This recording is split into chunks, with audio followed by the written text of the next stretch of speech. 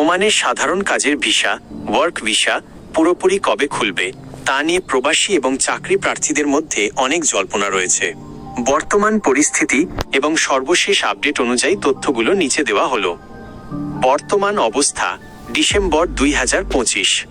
2023 সালের অক্টোবর থেকে বাংলাদেশিদের জন্য সব ধরনের ভিসা স্থগিত করা হলেও 2024 সালের মাঝামাঝি থেকে তা ধাপে ধাপে শিথিল করা শুরু হয়েছে। বর্তমানে 12টি বিশেষ ক্যাটাগরিতে ভিসা চালু আছে, যার মধ্যে দক্ষ পেশাজীবীদের জন্য কাজের সুযোগ রয়েছে। তবে সাধারণ শ্রমিক বা অদক্ষ জনশক্তির জন্য ঢালাওভাবে কাজের ভিসা এখনো পুরোপুরি উন্মুক্ত হয়নি। 2. কাজের ভিসা কবে খুলতে পারে? ওমান সরকার এবং বাংলাদেশ দূতাবাসের মধ্যে নিয়মিত আলোচনা চলছে। ধারণা করা হচ্ছে 2025 সালের শেষের দিকে।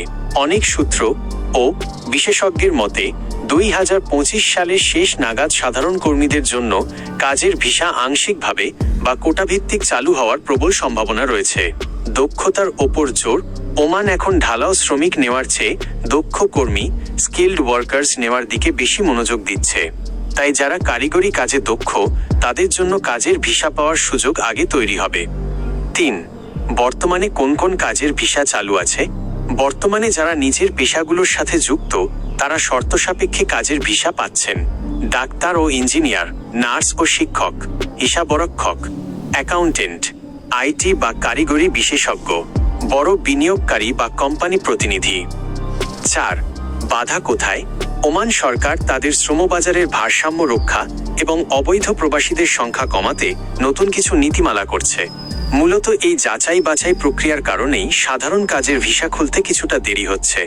এছাড়া ওমানে থাকা অবৈধ বাংলাদেশিদের বৈধ হওয়ার জন্য 2025 সালের 31 ডিসেম্বর পর্যন্ত সময় বাড়ানো হয়েছে, যা একটি ইতিবাচক ইঙ্গিত যে এরপরেই নতুন নিয়োগ প্রক্রিয়া ত্বরান্বিত হতে পারে। পরামর্শ: নতুন ভিসা চালুর ব্যাপারে কোনো দালালের কথায় প্রলুব্ধ হয়ে আগাম টাকা দেবেন না।